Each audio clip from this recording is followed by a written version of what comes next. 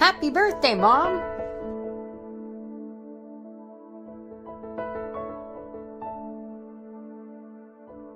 We are now into the second week of August, and this is just about the right time to do some trimming and transplanting. The cherry tree finally got its trim job. The plan is to keep this as a flowering bush rather than to let it grow into tree size.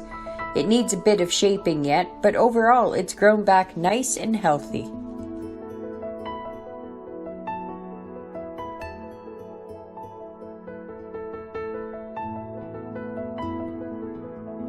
The Maltese cross has finished for the year and seed heads were harvested. I'll be planting those seeds this fall into the new bed on the north side of the house. Their stunning red color should be perfect there. Overall, I'm happy with how everything did this year. It was a hard season for plants. 0 rain, and with all the landscaping jobs this year, I really didn't pay much attention to them. Maybe that's the secret.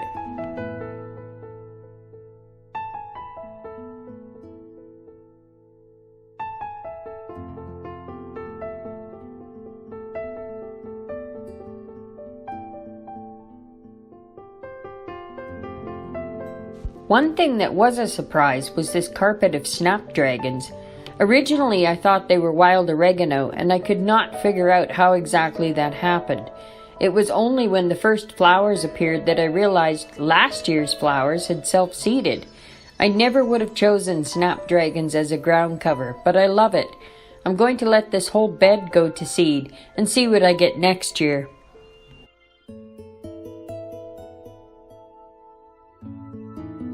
The daylilies are all but done. As I thought, they didn't give as big a showing as they have in previous years. They're just too crowded. Sometime this month, I'll spread them out. I've also been collecting the seeds and planting them.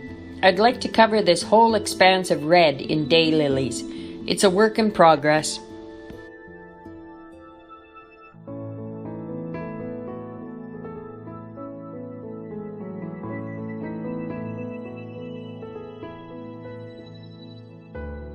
The only new flower to show up in the last few weeks were the glads. I do love how they look, but I hate the amount of planting and replanting it takes to have them each year. I'm thinking of moving them to planters to see if that makes it easier. Just drag them in and out of the garage.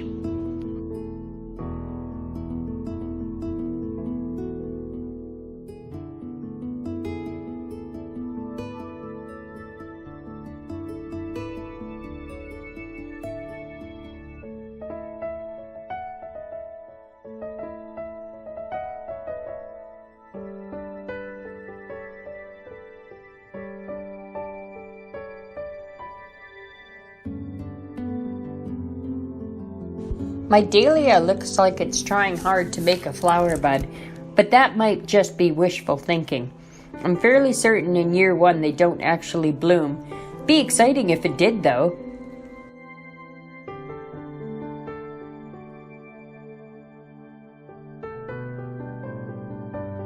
A few of the flowers, like the salvia here, look very scraggly.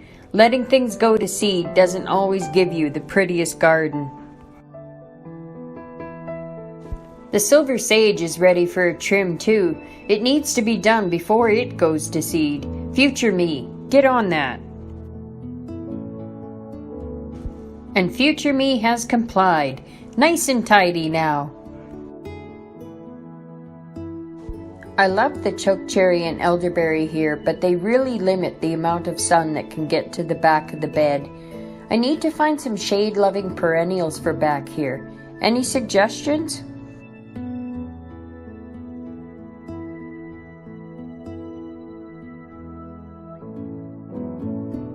I know raspberries will grow back there. Every week I'm cutting down canes. There's just no way to keep them from traveling.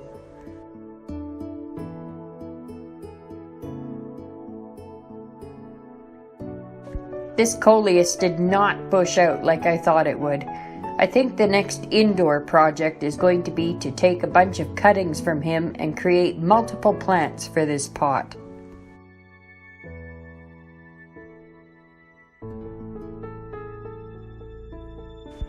The flower tower has been doing well this year. I worried the heat might be too much for it, but it's still going strong.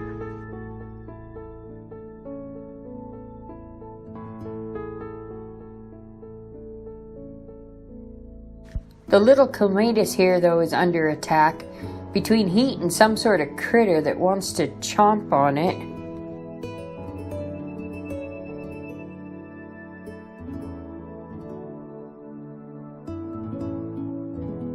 Hang on, is that a stick or a worm? Let me poke it.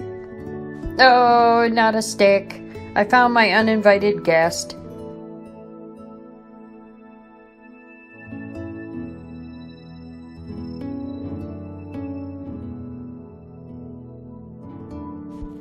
The woodbed and its massive morning glories have been a great addition. They haven't bloomed. I've been told to wait until the end of August or even September for those, but it's still been a pretty backdrop of green for the marigolds. Next year I will plant the marigolds closer to the front of the bed. I had no idea how big the leaves on morning glories would actually get.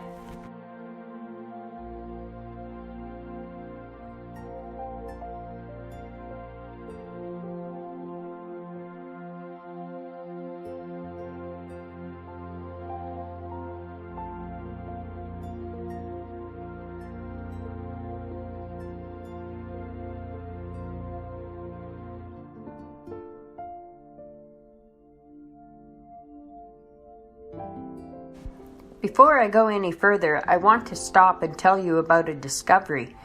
This is a clematis seed, and while Phil and I were out walking in the park, we found what I think is a golden clematis. That's one of two types that are native to Saskatchewan. It has gone to seed, so I nabbed one. I'd love to add another clematis to my mix.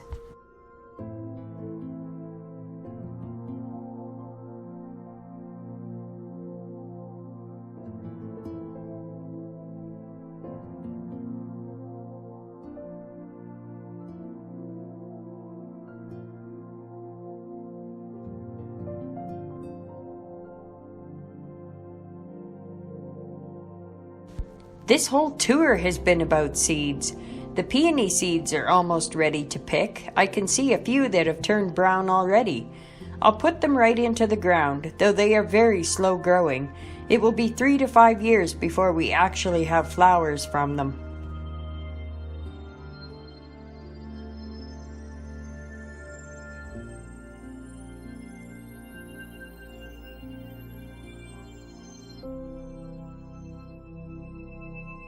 The little duckling clematis is doing very well in its new home. The lighter green is all new growth, so it's about doubled in size and given us some beautiful flowers too.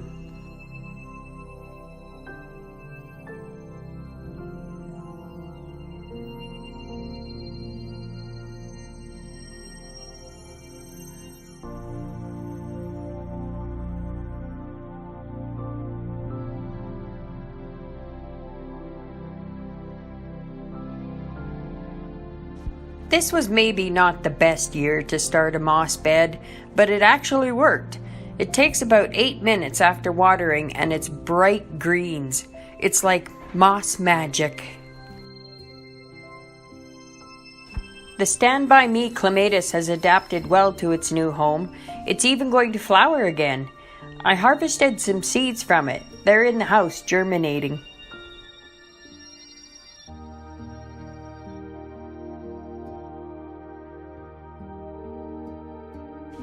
I found some lost Virginia creeper while I was trimming and pruning, so it got moved to a better home. This one was moved about a week ago, and it's growing happily. This one was moved 2 days ago, and it looks like it's lost the will to live, but trust me, it hasn't. I don't think you can actually kill Virginia creeper. There's a little daylily growing in the rocks. I found those plants when I was doing a trim on the lilacs. These are the ones we cut right down to the ground this spring. They've come back just full and bushy, and now I'll be able to keep them properly groomed so we have lots of flowers on them in the spring.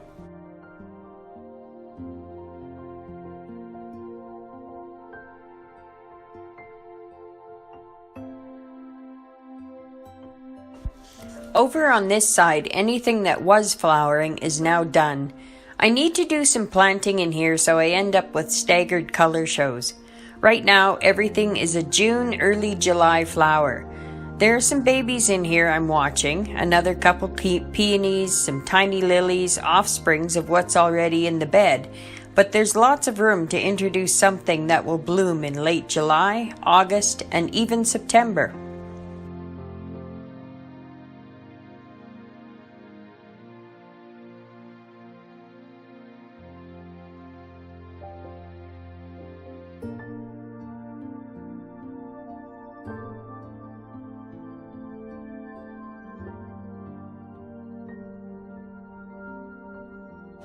The cherries are done, at least for us.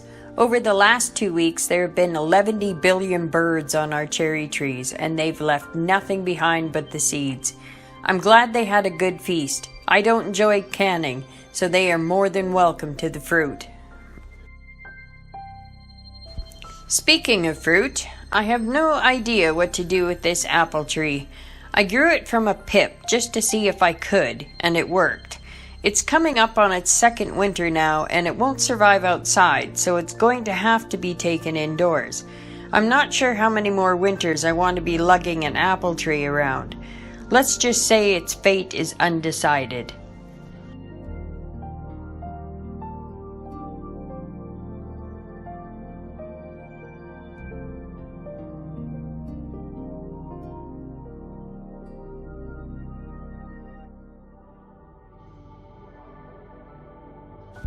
Over here we have the strawberries. They didn't produce any fruit this year, but I really didn't expect them to. On the other hand, they have at least doubled in size and look much healthier than they did in their first spot, so hopefully next year they will produce a couple berries.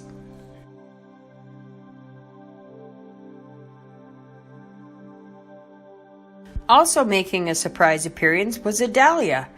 This is part of the mess of butterfly-attracting bulbs I planted, and none of them were supposed to grow this year, but this one's a keener, I guess.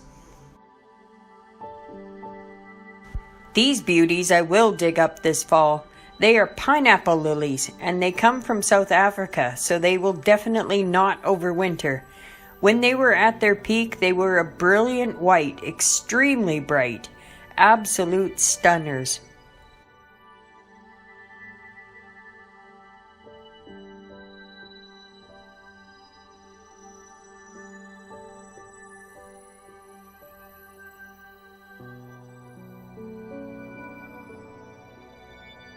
Two years ago, I bought a tumbler tomato, and I've been taking clippings off of clippings since then. Not let down again this year. There are a few little tomatoes here, so these might have to come inside for the winter one more time.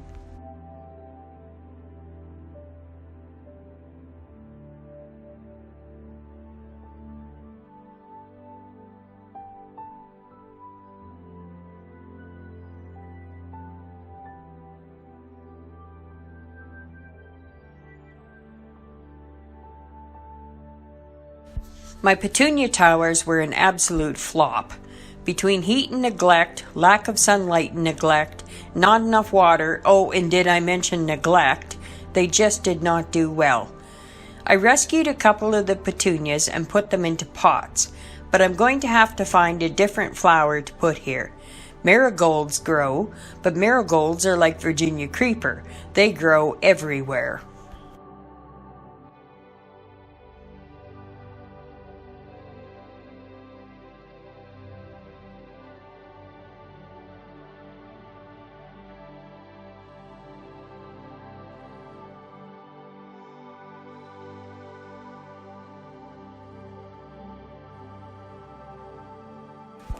The rhododendron is doing very well. In another 7 years, this is going to be a fantastic spot with the prettiest tree ever.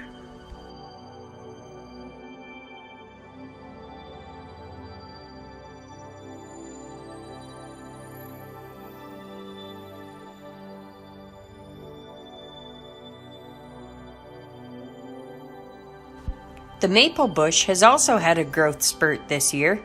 This would become a tree size if I let it, but I'm going to keep it from growing too high and make it bush out instead. It's going to become part of the green wall on this side.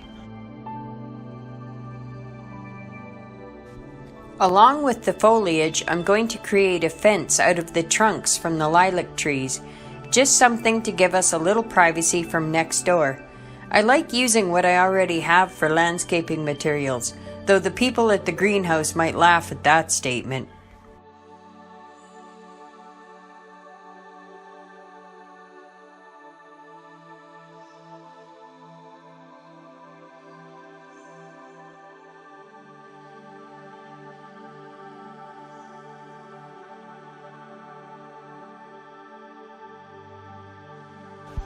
In the backyard, I've expanded the path a little.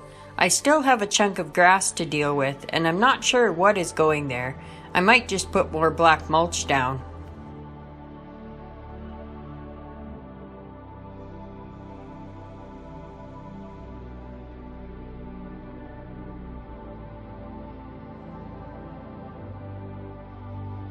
The lilac jungle is coming along nicely.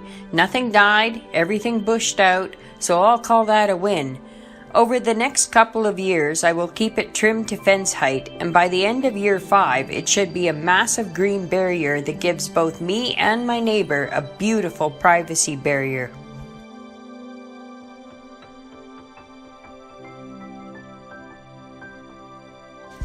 The rhino bed is also growing well. I'm very happy with the riverbank grape here. I thought I had dug the root right out, but I missed just enough that it spurred new growth, so this should be a pretty hardy grape. The hosta are also doing great. I'm patiently waiting for the one in the back to get large enough to split. I love the coloring on it, and I want to spread that one around.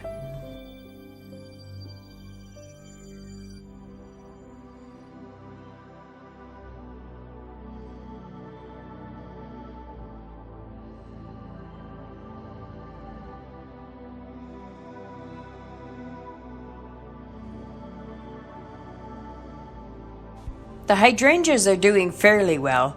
This has been a hard summer for them too. They don't like a lot of heat and sun, and we have had a buttload of both. The ones on this end of the house are doing better for sure, but they are a little more protected.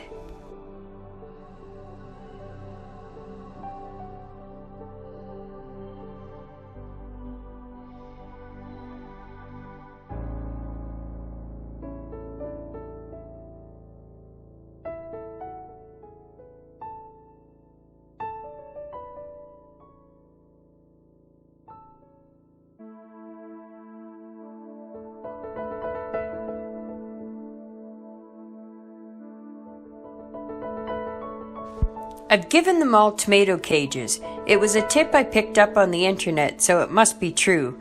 You have to be willing to sacrifice the cages though. You are never getting them back, but it provides some support for them while they're growing. In a few years, you won't even see the cages. And I know this one looks a little rough, but he just needs a bit of water.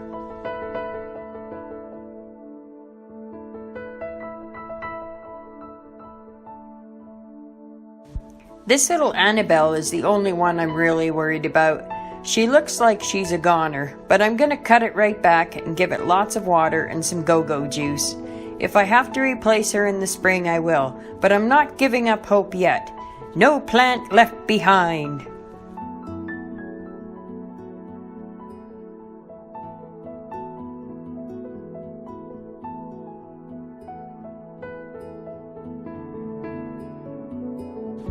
The other tip I picked up, if I do need to replace her, involves rusty nails.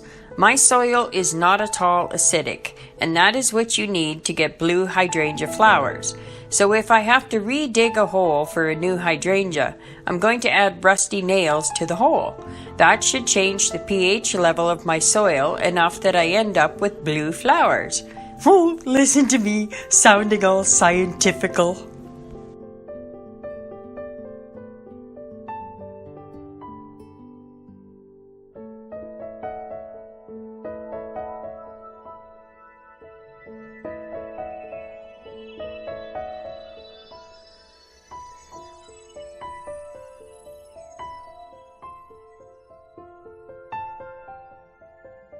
Under the hoses there, I removed all the grass and replaced it with river rock. The grass doesn't grow worth a hoot back here, and it just looked like a coyote with mange, so this smartened it right up.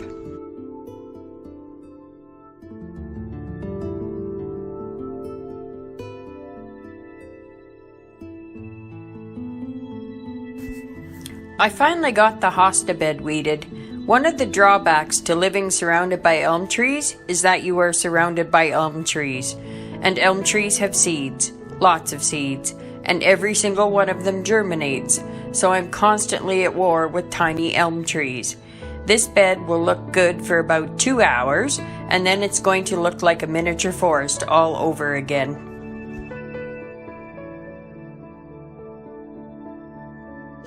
The hosta don't seem to mind though. They are bigger than when they were first planted.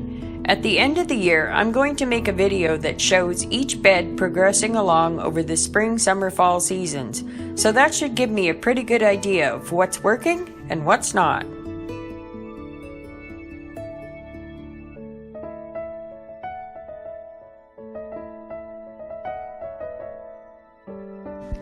Still waiting for this lily to bloom. If I remember, it didn't show any color until into September last year, so I've got a few weeks left. I'm pretty sure I accidentally trimmed the second lily that was in here, so I don't expect much there. Oops.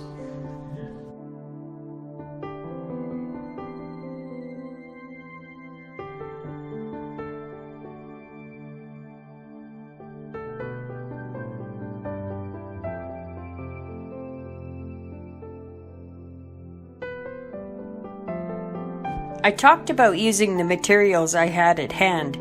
This was a gift from the previous homeowner. He had a big pile of river rock left over, so he stored it under the stairs. I've been slowly taking pails of it for places around the yard, and it's still at least 6 inches deep here.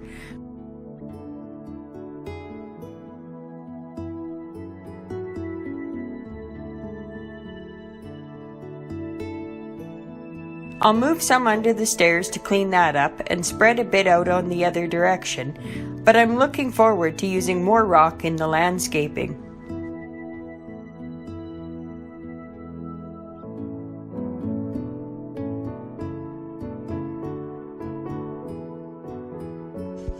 And as I've been modifying beds, I've ended up with a bunch of extra bricks and edging. That has definitely generated some ideas for years 4, 5, and 6.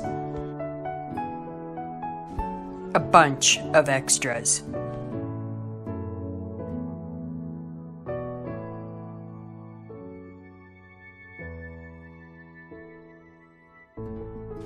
Oh my, what's happened here?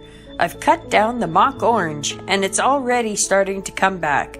Just like the lilacs, it will be fuller and much healthier. Easier to maintain, too.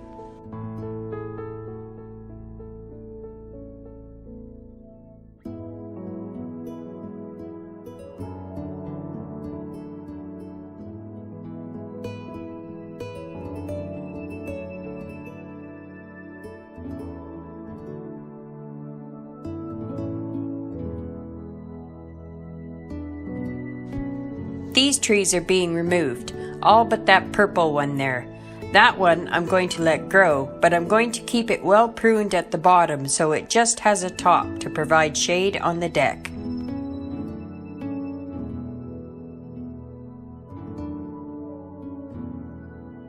I've enlarged this front bed a bit and cut down the 9 bark that was in here as well. It too is coming back. I'll tell you what, conquering the fear of cutting things back to the ground has made a world of difference to this yard. In this big bed, I plan on planting some petunia and marigold seed I've harvested, plus some Maltese cross, tulips, daffodils, and maybe some Asiatic lilies as well. I'm hoping to create a huge spot of color for curbside appeal.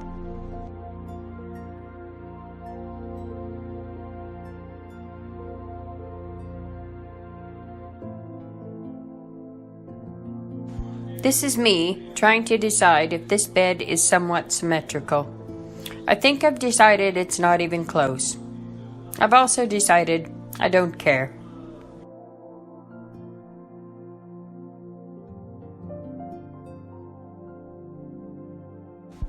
Over here is another spot I made use of the river rock in. This was a spot where nothing would really grow, and it was difficult to get the mower in. So river rock was perfect here.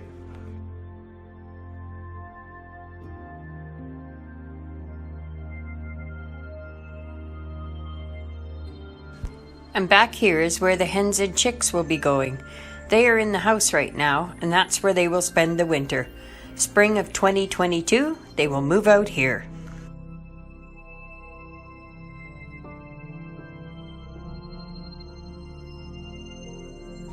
Here is one of the petunias I rescued from the towers in the back.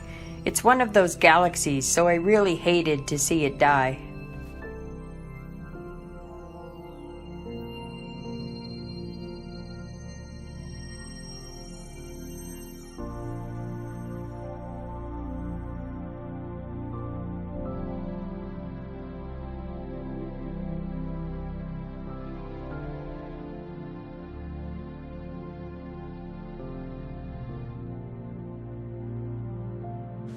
Yesterday, I bit the bullet and spent the day putting the brick edging back into place on the side here.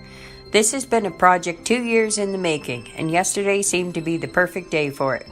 I will need to get some dirt moved in here now and get it prepped for planting, but I don't think anything will actually go into the dirt until spring. Wait, is that a bird? It's sleeping?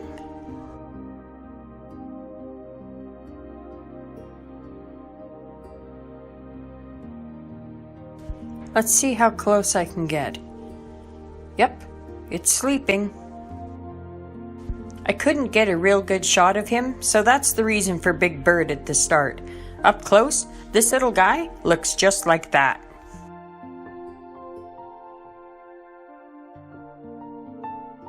Moving on.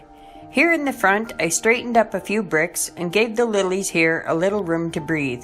Hopefully they spread backwards now, and if they don't, I'll transplant them.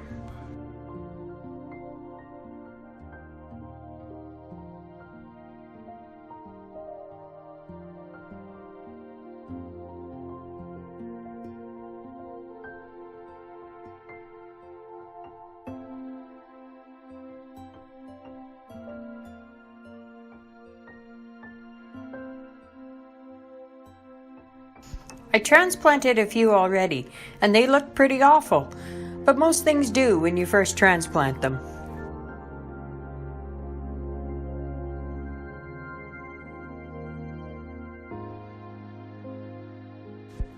Up here, one of the last major things to finish is the outdoor patio. This should be a nice seating area.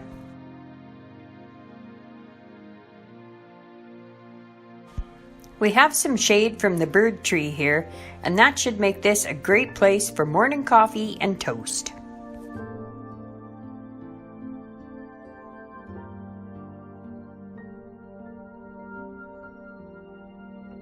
This bed had a bit of a makeover, nothing too drastic. Took the top layer of bricks off it, and once the annuals are done, I'll remove the mulch and spread the dirt out a bit. It's pretty high on one end and low on the other.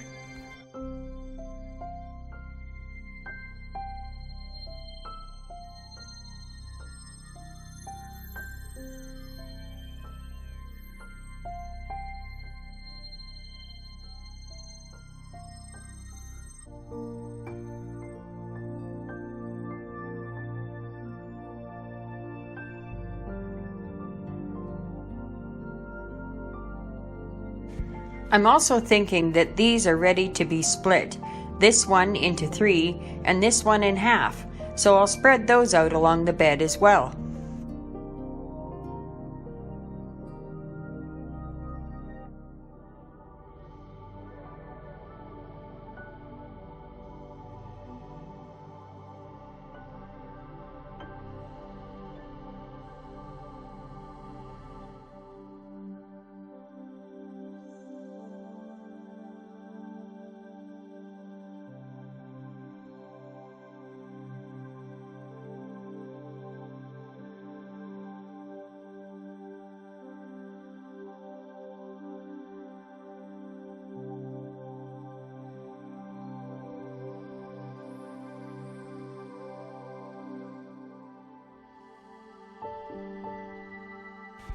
This planter is finally starting to fill in, so it will have another month outside, and then I'm going to have to think about bringing it in.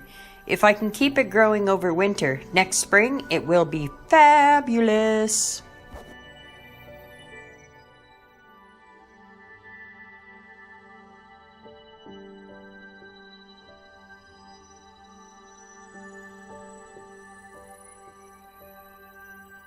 And what's this over here? Could it be grass seed? And patches? Patches here and patches there?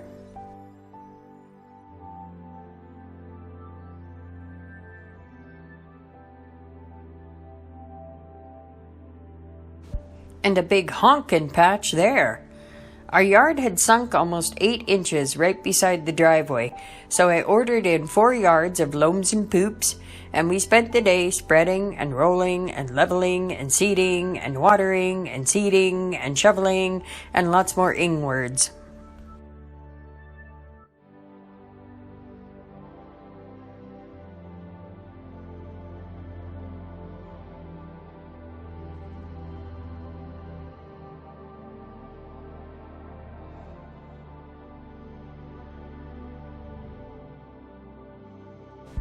It's only been a week, exactly a week actually, and already there are tiny grass shoots popping up everywhere.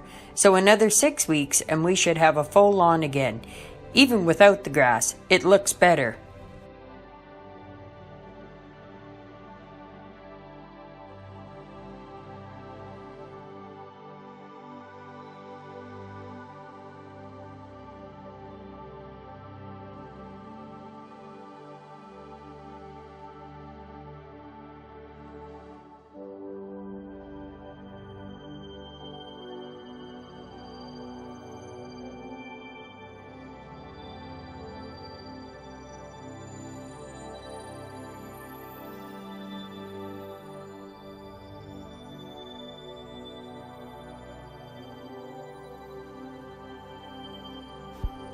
I gave these guys a shot of fertilizer the other week, and they've sure perked up from it. Not sure what I'm going to do here. I think I might have to bring them in. I just can't stand to see such beautiful flowers freeze.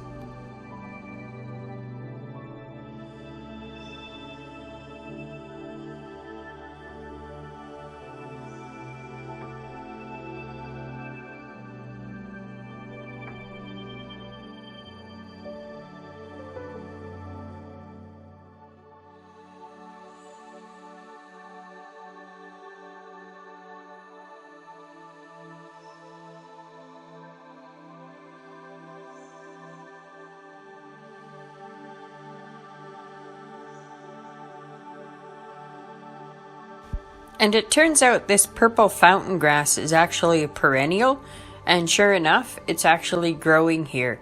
This stuff we had from the year before, and it came back, and it was in a planter.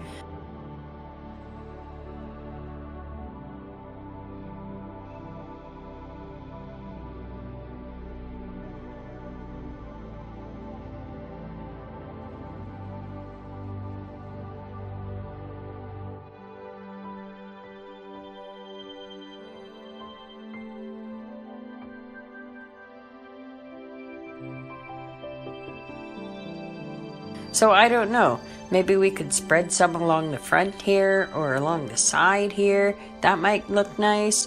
We'll see what happens if the grass doesn't grow. I do have to mention the pine cone here. We have a gopher in the neighborhood we affectionately call Angus the asshole. Oh, there he is now, right on cue. Anyway, Angus decided that our new lawn was the perfect place for a home, and we did try a number of things to dissuade him. Pretty much the only things left were illegal, but then I stumbled across a tip from the internet, again, must be true, about using a pine cone. Well, I'll be dipped. It worked. It's been 3 days, and Angus has not even come near the lawn. He's terrified of the big, pink pine cone.